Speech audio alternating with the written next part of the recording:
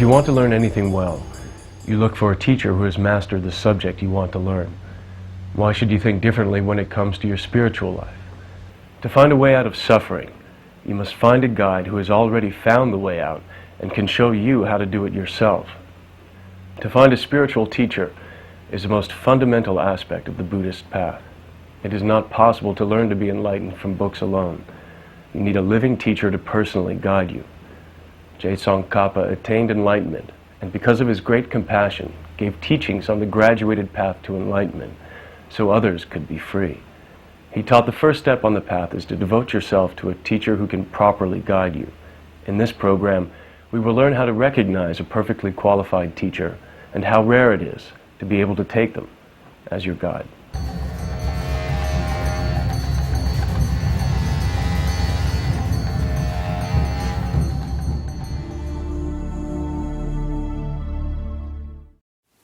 In the Mahayana Buddhist teachings, it is said that the spiritual mentor is the key to the path, a guide to the perfect and ultimate state of enlightenment. Therefore, one's motivation, both in seeking a spiritual teacher as well as in cultivating and developing a relationship with one, is of fundamental importance. In this program, we will explore together the importance of the spiritual teacher to achieving ultimate success on the spiritual path. Therefore, as you listen to these teachings, generate in your mind a particularly strong altruistic motivation, seeking to attain enlightenment as quickly as possible in order to bring to enlightenment all other living beings.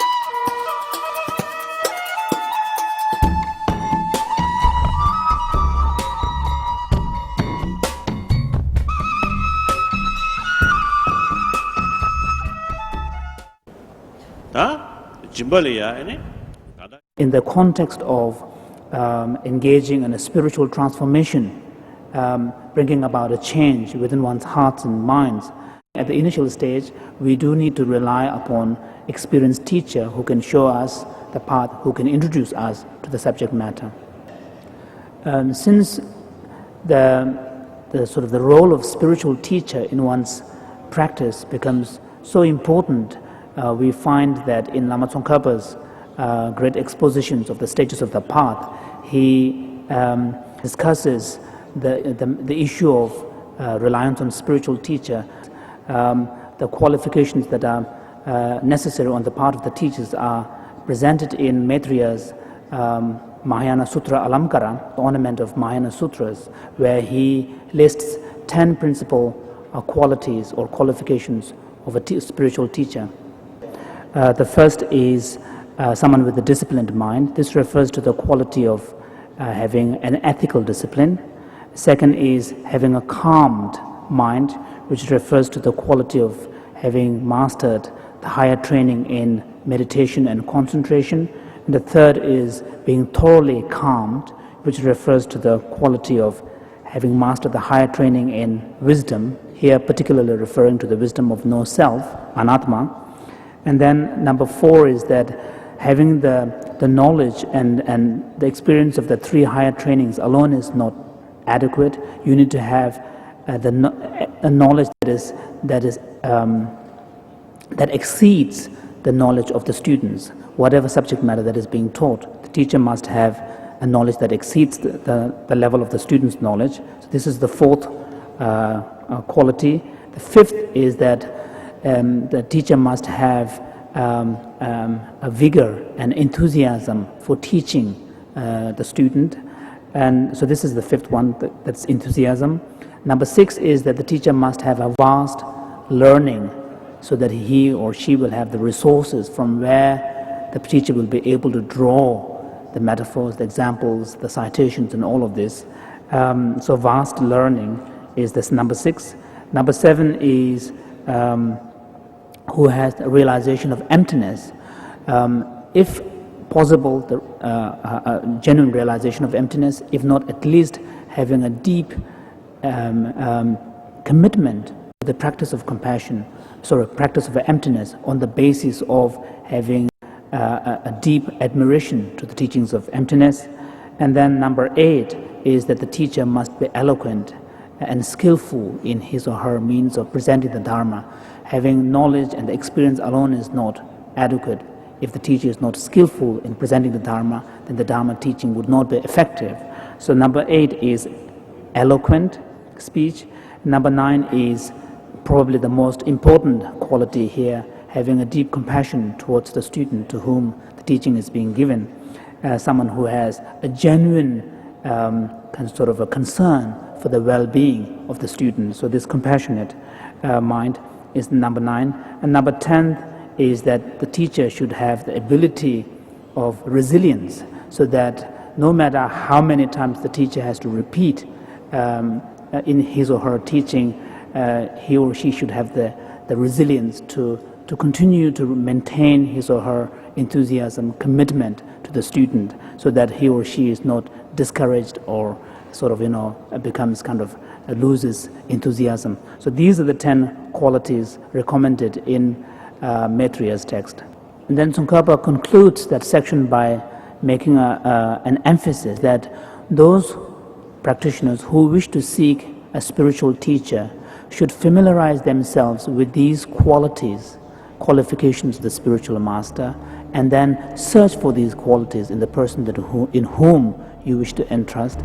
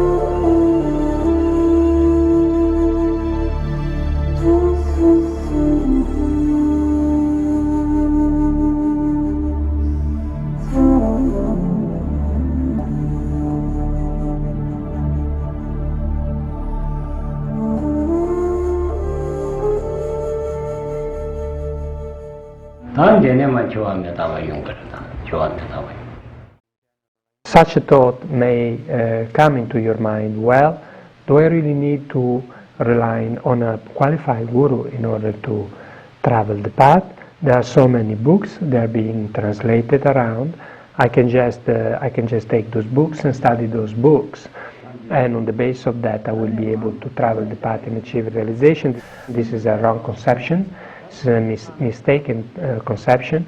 Why? Because those teachings are alive. The teachings are alive. They need to be alive in order to have the strength of generating the realization in the mind of the one who practices it. That's why we have an uninterrupted lineage, which comes from Buddha Shakyamuni down to your root guru, which the teachings have been practiced, have been received, practiced, and passed to the next guru, up to your root guru. So that is the meaning of possessing the blessing of the lineage. That is what makes it work in your mind. Just the book itself, it won't do it. First you have to receive it from an alive guru. Whether the Lama possesses all the qualities or not, at least he possesses the qualities of having the blessing of the lineage, having received the blessing of the lineage, and the qualities of being capable of passing through that particular lineage blessing. That is what makes it.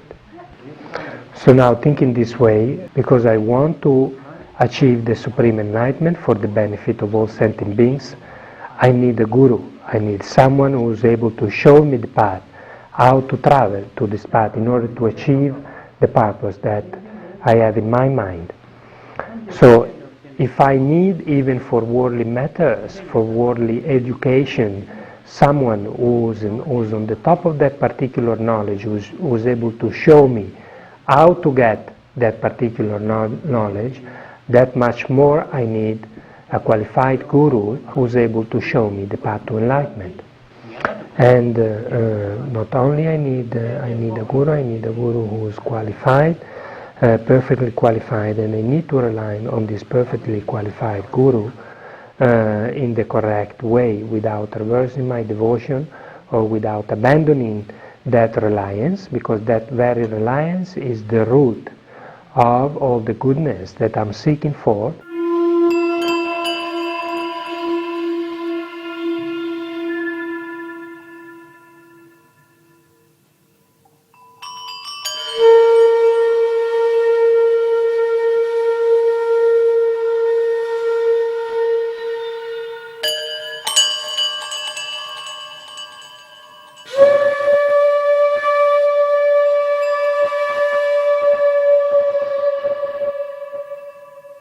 There are many paths to enlightenment.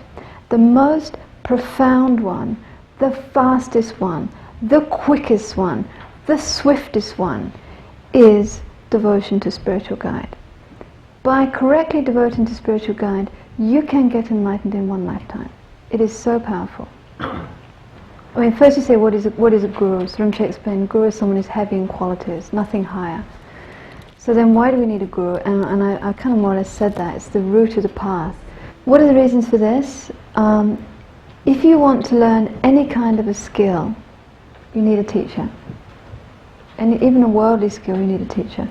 So definitely the path to enlightenment, where we've never been before, where it's unknown to us. And in Lama Tsongkhapa's Lamrim Chenmo, there's a quote from one of the Kadampa Geshes that says, you know, here we are, we've just emerged from aeons spent in the lower realms, and we want to get enlightened, we want to travel the path. I mean, definitely we need a guide. Definitely we need a guide. So, whether or not you get the realizations, you know, how deeply you get those realizations, how stably you get those realizations, and in fact, it's explaining the teachings, not just the realizations, but they say whether or not your life becomes success or not, it depends on the strength of your devotion to spiritual guide. So it becomes a big thing. So this is the first thing that we have to become convinced of, that we definitely need a qualified teacher in order to travel the path to enlightenment. Okay? Even if we were going to go to India, we would need a guide. We need it because the goal is not just intellectual, it's to transform the mind. I think that's fine, that's clear. So you need a guru who can teach the whole path, right? You need a guru, you need a perfectly qualified guru who can teach you the whole path, and you need to devote yourself correctly. And it's kind of like that. You have some hardship to get your guru, and you really check. Once you've got them, you know, you're going to be completely, okay, this one I'm going to devote, and I'm going to devote really well.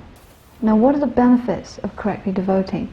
So now we come to these 8 benefits. And the point is that if you think about these benefits, then this amazing energy is going to come, and your practice is going to burst out, because you want to do nothing but devote yourself. You really want to devote yourself to your guru, and you want to do it in a very good way.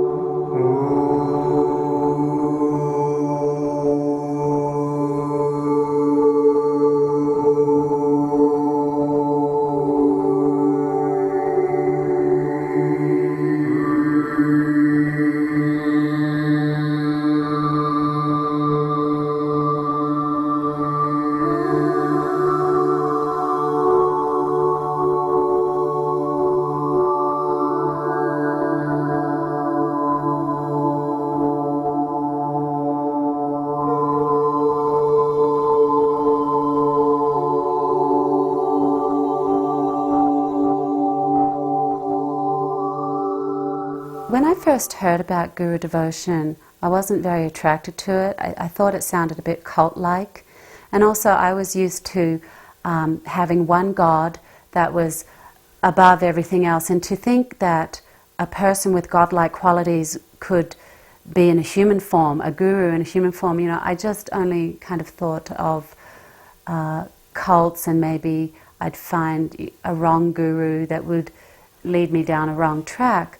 But then as I was involved with Buddhism, with Tibetan Buddhism, and I started seeing the Lama's qualities, His Holiness the Dalai Lama, Lama Zopa Rinpoche, and at first you're not sure, and you find some qualities, and then you have to open your heart, and then you start to feel some devotion. And then through this devotion you see how Guru devotion, the teaching says, the root of the path, and you need teachers to guide you and to inspire you and to protect you. And the way they protect you is not some kind of magical powers necessarily, although there is this blessing power that does come with devotion, but it's more like they protect you by teaching you the Dharma, and therefore through your own actions you learn to train your mind, which protects your mind. Then you start thinking, I want to react less with anger,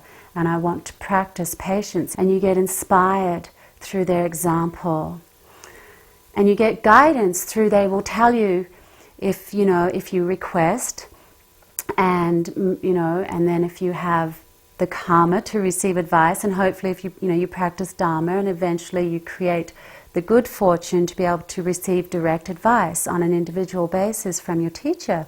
And because our gurus have more wisdom than we do, they can see more appropriately the best practice for us to help us, because their only aim is to want to help us, lead us to enlightenment. So their advice is always with this wanting to lead us to enlightenment, and how to do this in the most effective way. So we can follow their advice with great assurance that it is coming from the most pure place. And therefore, if we follow their advice purely, we are going to progress towards enlightenment.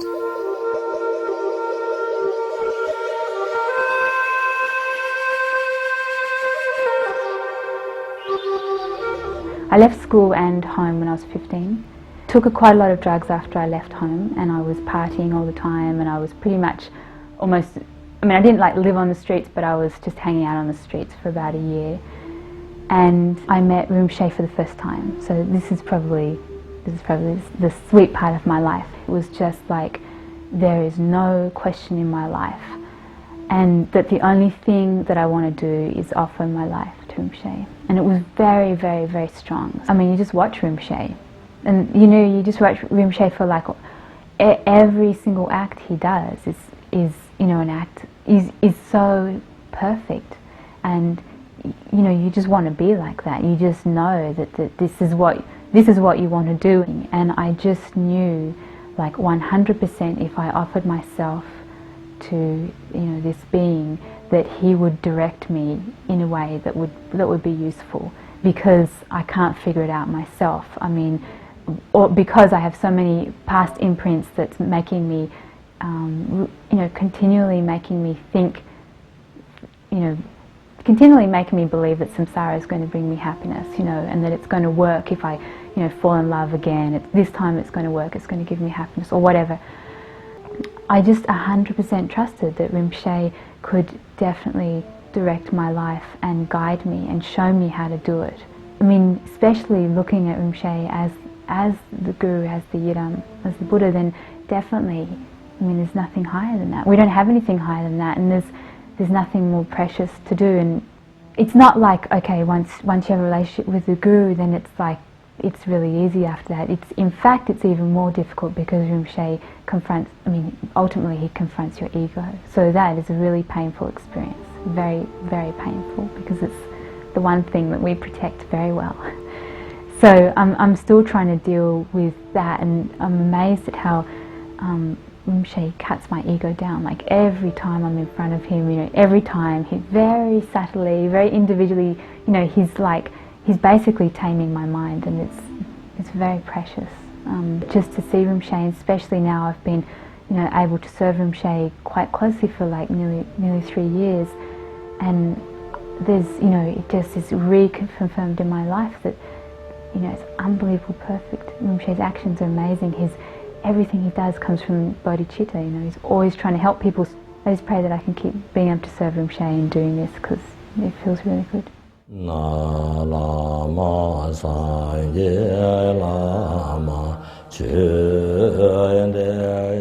His Holiness is, one of his names is the presence, Kundan, so that there's something you can experience that makes you believe that it's possible, because you see examples of persons. So by meeting Lama Yeshe and Lama Zopa Rinpoche and Geshe Dargi and His Holiness Dalai Lama and other teachers, they're human beings. And they're saying, this is how, Lord Buddha said, this is how it is. I practiced it. I think this is how it is. If you practice it, it can be that way for you. So even if they all deny they have any realization or any power of mind, anything, they'll say, oh, I'm not special. As long as I'm just a simple monk. But if you spend any time with him, any time near him, there's an effect he has on your mind that isn't just based on his intellectual understanding of Buddhism. There's an effect you can experience by being near a realized teacher that affects your own mind. So now we we can imagine maybe a being like His Holiness the Dalai Lama or Lama Yeshe, Lama Zopa, Geshe Dargi, who've actually removed all the afflictions. The mind has these qualities of love, compassion, wisdom. So that can have a profound effect on your mind just by being near them. So for me, that's what gave me besides my own little experiments with meditation and practice and seeing what effect I could have in my mind, being near people who obviously to me, even though they deny it, have done it, So they've done it. So if they've done it, they're human beings. I'm a human being. I did this practice. Lord Buddha said you're a human being, you can do this practice, and you can remove the afflictions. So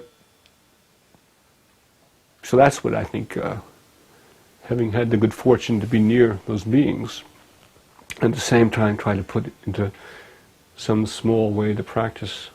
So the combination of those two experiences, so for me there's no doubt, spending some time with Lama Yeshe and Lama Zopa Rinpoche, being near His Holiness. I mean, His Holiness is just amazing. I saw this film, I think in Los Angeles. He was going to meet the press corps, the hardened reporters who think everything is, basically bad, I think, anyway. So just as he went down the line touching them, they sort of lit up like light bulbs. Just as he passed, everyone became momentarily happy that their cares went away. They were smiling, and maybe 30 seconds later it was gone, or 10 minutes later it was gone. But it has an effect. So then so I think the idea of the blessings of the Lama, the blessings of the Guru, the blessings of the Buddha, it doesn't have to be so mystical. You put the big magnet next to the small magnet, so the polarities come the same for a little bit till the big magnet moves away, So you see some possibility, the blessings of the Guru, the blessings of the teacher. And within Buddhism, I think, so that's the key, You can have a qualified teacher, and then follow a authentic, qualified teaching. And then you make the experiment yourself, and if it works, you do it more. If it doesn't work, do something else.